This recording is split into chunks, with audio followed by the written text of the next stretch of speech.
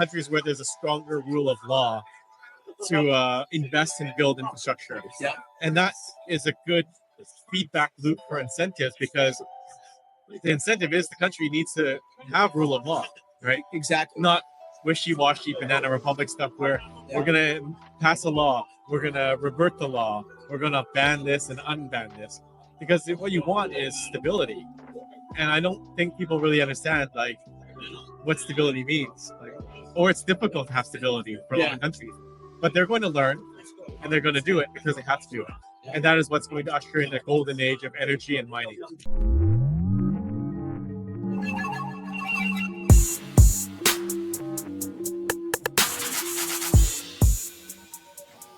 Any given time, we're engaged with a number of countries, and I don't want to say who's next because we don't really know. And sometimes things change when you're dealing with nation states.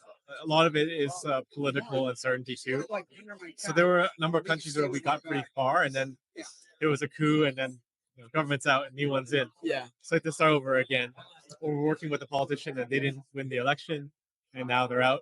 But it's a very difficult game to play because typically you have like a 2-year window if there's a 4-year term.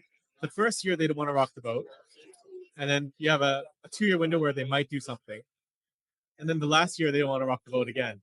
So it's like a very narrow window of opportunity in this like kind of vehicle that moves very slowly, right? So it's a challenging thing to do, but we're hopeful that this year will be very different because of what's happening in the U.S. Yeah, and that will pressure other countries to actually do something and actually take a step forward. Yeah, well, I think it's basically game theory playing out on a global scale, and you see it like this is just a game of adoption, right? And you've got basically retail adoption as a bucket, then you have institutional adoption as a bucket, corporate adoption, and then you have nation state adoption, right? And as you go up that stack, the pockets, the depth of the pockets, so to speak, become larger and larger and larger and larger, right? And then in order to adopt, somebody's got to be the first mover.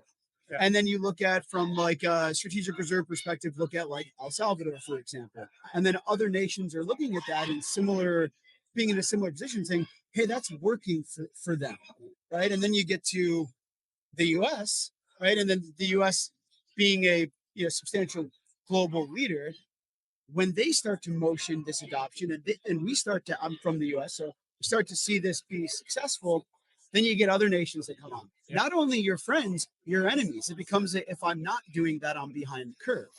And then I think, and I'd love your thoughts on the mining side of it.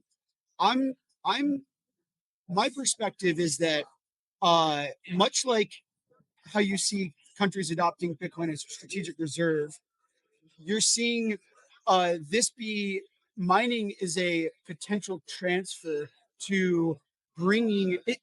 Miners are the best flexible power load consumers in the world. So if you have a time and location independent energy buyer of last resort that's going to provide an incentive to build substantial power generation, that's going to provide significant benefit to the constituents in these areas that have historically been, where you talk about like unbanked, it's like unpowered. So it's a catalyst to provide power and energy is what powers innovation. Yeah, there's a lot of challenges, I think, still with that. Like, you could bring power to some countries that are unpowered or lack power infrastructure. Yeah. But, like, let's take the Central African Republic as an example, right? Yeah. They tried to fast follow El Salvador and say, we're doing a Bitcoin law. Yeah. And then they did it all ICO or something like that. But, a bunch of Bitcoiners did go there. A friend of mine, Sebastian, he went and took a delegation there. And what he found was there was very little power outside of the main city. Yep. And that's the case for a lot of Africa. So they're unpowered, but what is the incentive to build the energy infrastructure? Because a lot of the problem is also political instability and corruption.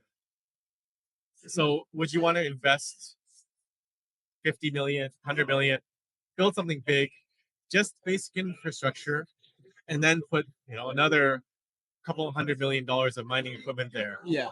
I don't know. Yeah. So for some of these countries, maybe the better way is like off-grid stuff, small dollars. I think it could really be countries where there's a stronger rule of law to invest and build infrastructure. Yeah. And that is a good feedback loop for incentives, because the incentive is the country needs to have rule of law, right? Exactly. Not wishy-washy banana republic stuff where we're going to pass a law, we're going to revert the law, we're going to ban this and unban this. Because what you want is stability. And I don't think people really understand like what stability means. Like, or it's difficult to have stability for a lot of countries. But they're going to learn and they're going to do it because they have to do it. And that is what's going to usher in the golden age of energy and mining. Yeah, I completely agree. I mean, I don't think that this is going to, I think it's just going to continue to the adoption of this concept is going to continue to compound. And then when you see that success that other nations have, whether it's just adopting Bitcoin as a treasury reserve asset or building out incremental power infrastructure, the bottom line is it provides a lot of accretive benefits to these nations. Yeah. And then anybody else who isn't doing it is on the outside looking in and game theory. Yeah, I think mining will change a lot in the coming years as more countries want mining. Like Bhutan is a very good example of what mining can do to transform a country's prosperity. Yeah. And I believe, even though we've talked about these things for years, like, guess what? You can take excess energy and mine Bitcoin and build roads and airports and trains and whatever, right? Yeah. It's not until someone actually does it that the general populace or the leaders of countries click in and they go, oh, it can actually do that. They need to see it. Somebody's got to do it. It's a classic, like, if you build it, they will come. And if they are successful, then more will build it and more will come. And then compound. So now you have a very clear example. Bhutan mined a ton of Bitcoin. Yep. And they're going to build an airport. Yeah. So it's not something that is technically possible. It is a reality very soon. So what you'll see is more competition for mining from countries. Yeah. And that could be bad for, your private mining companies. Sure. That have to fight for hash rate and fight for electricity that the governments now want it for themselves. Yeah. But I think that was an inevitability, right? Because usually governments have monopoly over energy anyways. Yeah. So what you'll see is a merger, I guess, between private sector mining and public sector energy infrastructure. Yeah. Where it's just two sides of the same coin, right? Exactly. And I think it's a concept of like a rising tide raises all ships in a sense, where if you get all this mining adoption, like think about hash price, right? It's effectively Bitcoin price and then difficulty or incremental hash rate that's on the network. The difference is the velocity in which those two needles can move. Bitcoin price can move at a exceptionally high velocity, whereas hash rate has more real world limitations.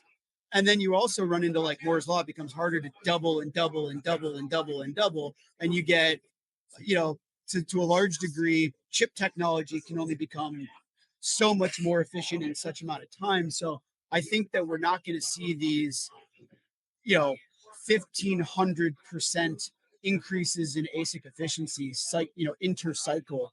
And maybe it'll still be 200%, but it's not 1,500%. And then all of this stuff happens.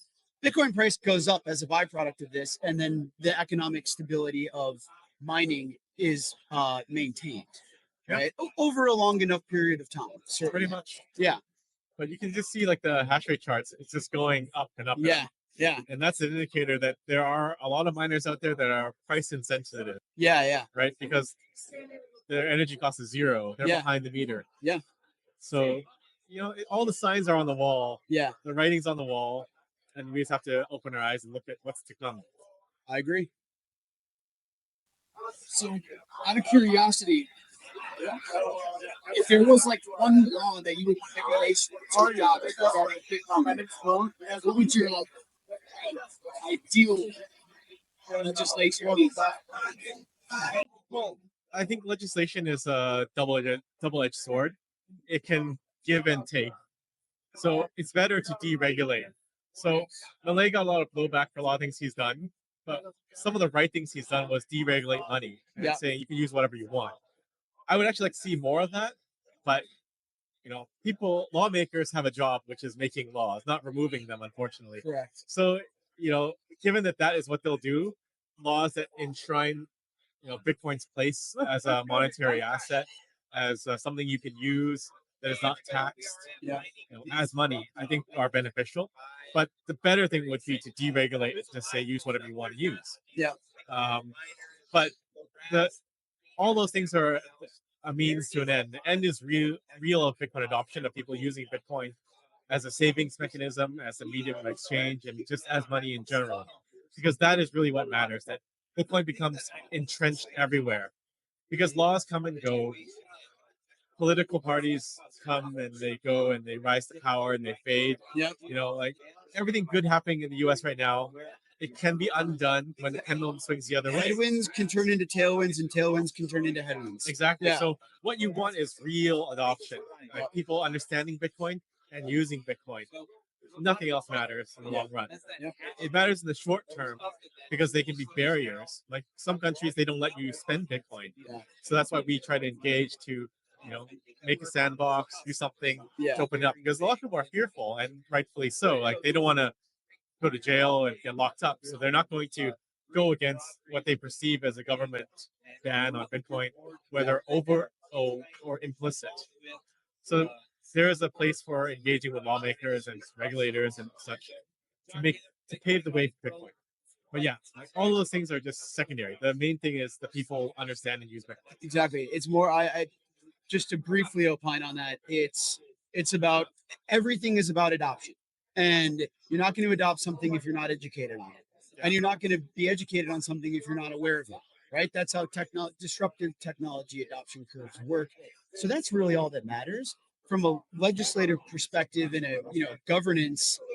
Clarity is good, and deregulation is good. So here's the deregulated clarity: more pathways to provide an avenue for individuals and institutions and so on and so forth to adopt Bitcoin and learn about Bitcoin is going to lead to more adoption. And then again, it just compounds. Yes. Yeah. And also, there's like the Trojan horse aspect of it too, which is if you get the government using it, I think they get infused with the Bitcoin ethos because they learn about it. Some of them might go down the Bitcoin rabbit hole and understand at a deeper fundamental level what Bitcoin is. Yeah. And you have better government, right? Because generally Bitcoiners respect property rights, right? Yeah. Nobody wants to steal your Bitcoin except for the shitcoiners and the ICO people, right? Yeah. But Bitcoiners, real Bitcoiners, they just, they want to honestly get their Bitcoin. Yep. And it'd be nice to have that kind of mentality, entrenched in the government too. Totally concur. So if the government deems that Bitcoin mining is a national priority, they could nationalize it too, right? Or it's the other side of the China ban. So China, they banned mining or cracked down on mining, right? But who survived? It was the guys that were in the mountains, running on private hydro or with separate deals in place that were smaller, not as noticeable to the central government. So the guys that were hurt the most were the ones that were massive. And I think you might see the same thing play out. So let's say in a country where there's less rule of law, and they see like a lot of countries are mining, and they say, well, we're poor, we're in debt, we need Bitcoin. It is within the realm of possibility that they target large miners in that country and seize their assets. So it's really a chicken and egg. You get efficiencies from being big, but you also have a risk that you can get targeted, and Bitcoin can't be seized if you know the seed or you have it, in a multi-sig or something. But physical ASICs in a facility can be taken. Yeah. I think it's also anything is possible for certain. And if you look at this continuum of software being the other side of the continuum, one extreme end of the theoretical continuum. And I think like the other side of the continuum or something that's a little bit more practical and graspable is just the benefits that come with having a catalyst, an economic catalyst to generate more energy domestically. Period. And Bitcoin miners are, I would love to be proven wrong on this, but I think the best flexible load, the best catalyst for energy production. And by and large, energy is what brings wealth, right? Go look at like countries' wealth, and look at corresponding how much energy and what the resources are generally. There's a strong correlation there. So if there's more energy, then countries are going to be wealthier, and theoretically their constituents will have a higher quality of life, right? Well, they need a catalyst to do it, and Bitcoin mining is a fantastic catalyst to enable that. What was your aha moment? What was your moment? Yeah, it was actually about mining. So, yeah, I've talked about it in a bunch of interviews, but I was reading, I read about Bitcoin a lot. And then one time I stumbled upon an article about how to mine Bitcoin. I thought it was interesting. So I followed the whole guide on how to set it up. And that was when I hit my aha moment, because I realized that there's nobody behind this thing. It's like just people like me that operate the network. I didn't get to mine any because it was too late to mine on an old laptop. But I did follow the whole thing. Yeah. It's wild. So, what do you think will happen? I think we're a ways off still, but we should probably prepare earlier and add the necessary changes to Bitcoin that will prevent quantum attacks. So inherently, the difficulty adjustment isn't going to address that. You don't think there needs to be additional layers? Well, for the wallet seeds and the private keys, I think there is something that needs to be done. But in terms of difficulty, I think unless you only have one entity that has the quantum computer, then they'll have an unfair advantage. But I mean, the difficulty will adjust after 2 weeks. So it's just if you game theory it out, and let's say Danny gets a quantum computer, he might win for 2 weeks, but then difficulty will adjust. Yeah. And it should be okay. But I would think that more companies would have equivalent technologies. Like there would not be one entity solely that has it. But at the same time, quantum computer has to compete with all ASICs running in parallel, right? So is it that big of an advantage? I don't know, because you can have a lot of ASICs competing against one Danny with his quantum computer. Yeah. No, I agree. Yeah. So, do you think that there will be all of the lost Bitcoin recovered? Well, that's an interesting one. I think it could be possible, but that's the incentive to upgrade to the new signature scheme and move your coins to an address, right? So by default, they are lost if you don't migrate them, right? So you kind of find out exactly how much is lost at that point. So anybody who misses that essentially will be vulnerable. Yeah, but I think the market will absorb it pretty quickly. So it's not like you would mine a lot of lost Bitcoin and price will dump, because the demand at that point will be very high. And again, I think this is not in the next couple of years. It's probably 10, 20 years later. Fascinating stuff. So, if there's any, I can keep you all day. I want to respect your time. Thank you so much for joining us. Yeah, thank you. Yeah, absolutely.